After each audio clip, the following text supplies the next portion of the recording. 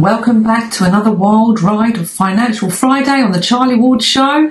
I'm your pilot/financial tour guide, Demi, ready to take you on a whistle-stop world tour of this week's explosive economic headlines. Buckle up, we're not just talking numbers, we're talking about global power shifts, crypto surges, silver getting ready to blow the roof off COMEX, and tech stocks sprinting like it's 1999. From record-breaking debts to record-breaking NASDAQ closes, this week has been a paradox of panic and profit.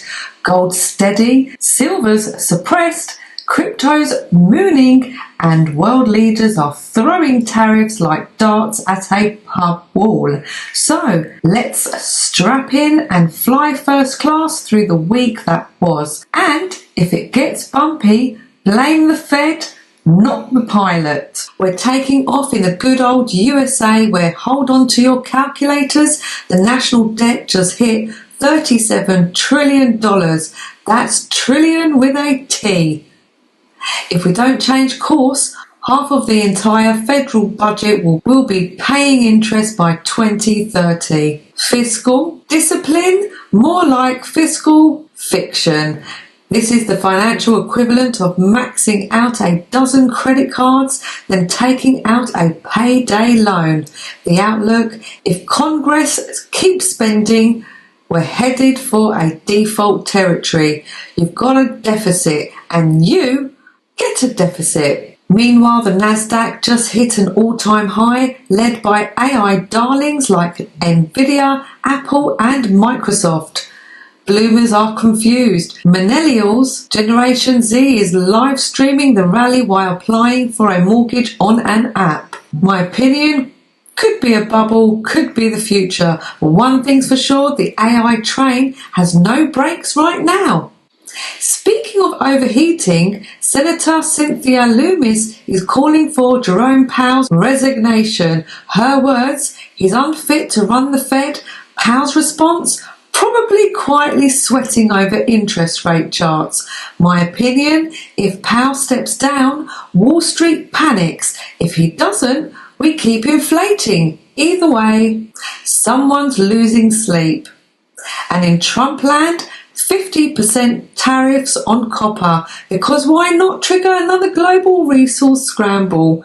Trump claimed Brics is a plot to destroy the US dollar, comparing its fall to losing a world war. Dramatic? Sure, but not entirely wrong. Oh, and Mr. Beast wants to run Twitter X. Honestly, he might be overqualified at this point. He has more followers and probably better customer service. Bonus buzz: Jeff Bezos just sold $665 million in Amazon stock. Maybe he's building another rocket, or just cashing out before Prime Day numbers disappoint, which they did.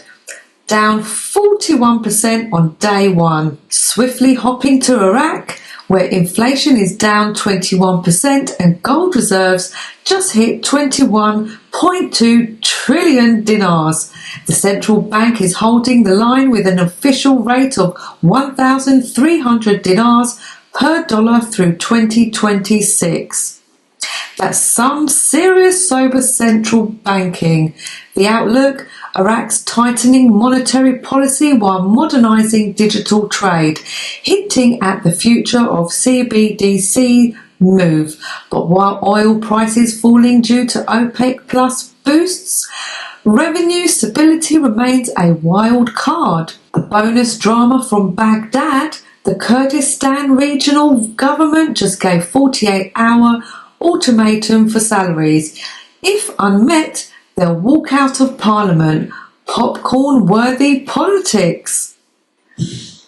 Jetting to the UK, we've landed in London, where millionaires are fleeing faster than you can say wealth tax. The UK's luxury property market is down to 2014's levels, and the Treasury lost €600 million last year just from real estate taxes.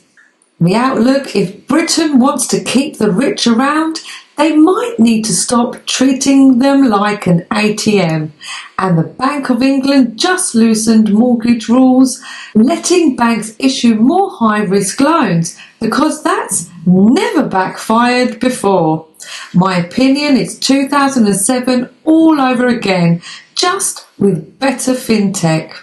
Flying to the EU, European Commission President Ursula von der Leyen is laying into China, demanding it ditch Russia and open its markets to EU goods, while offering nothing in return. Strong move or diplomatic faceplant?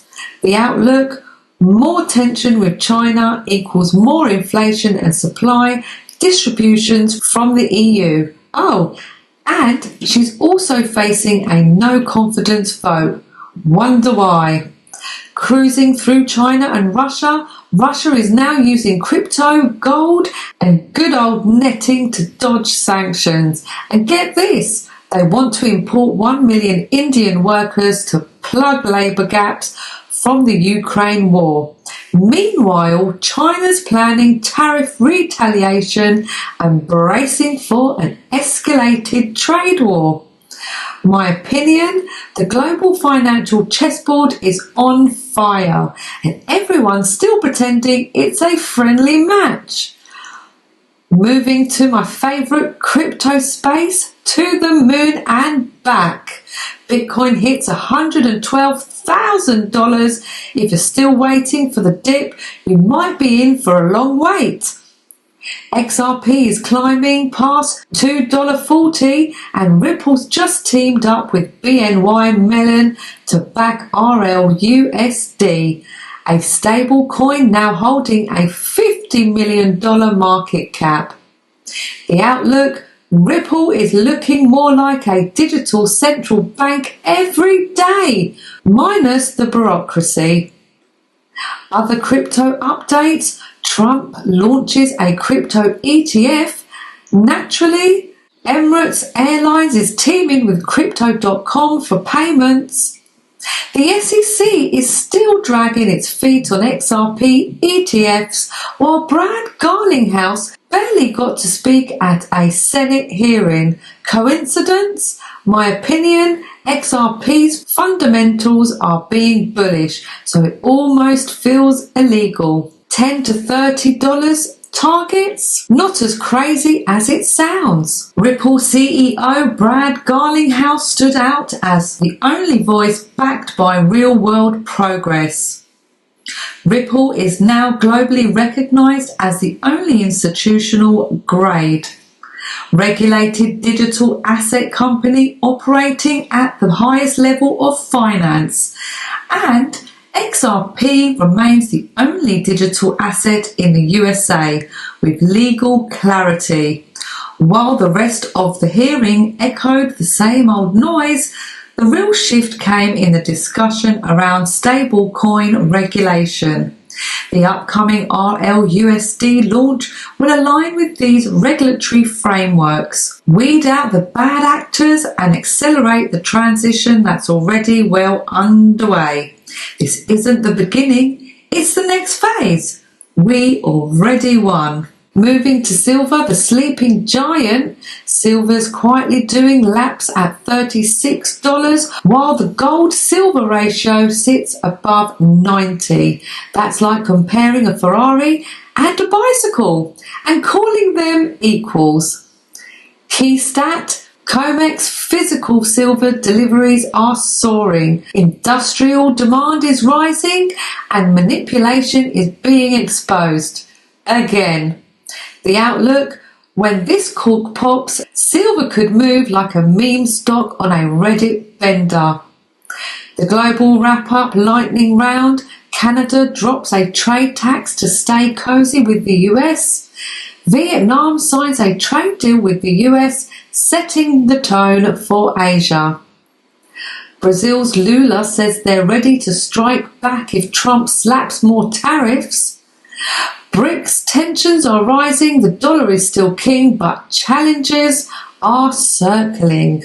Okay, friends, we've roamed the economic globe from Washington to Westminster, from Baghdad to Beijing, and everywhere in between. Markets are hot, politics are volatile, and money, digital or physical, is maxing power moves. The big picture? We're in a reset. Financial, political, monetary, call it Nazara Jazara or just an old-fashioned change. But it's here, and those paying attention will come out ahead.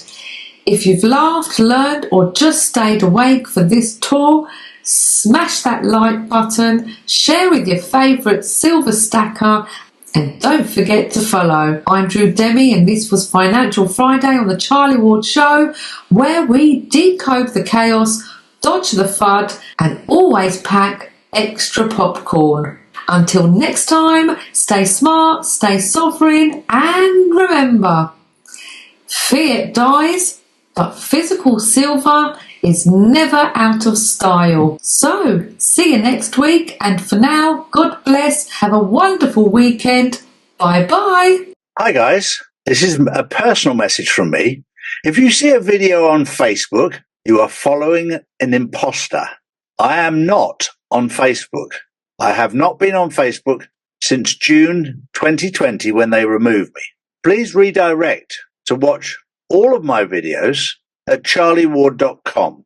All official social media links are on my website. We urge you to stop following fake channels. I will never message you in a video. I will never ask you for money. I will never message you privately. I will never contact you directly. I will never ask you to email any information directly. I will never sell you cryptocurrency or any currency or ask you to open a quantum financial system wallet. Please do not get caught by these scammers who are out there. I do not endorse other truthers so that an imposter can say that I've said this. I will not ask you directly or indirectly to open a quantum wallet, so please be careful. If you want to check out the validity of anything, contact us directly via our website at charlieward.com. There's a contact page there. We have a customer care team there to help you.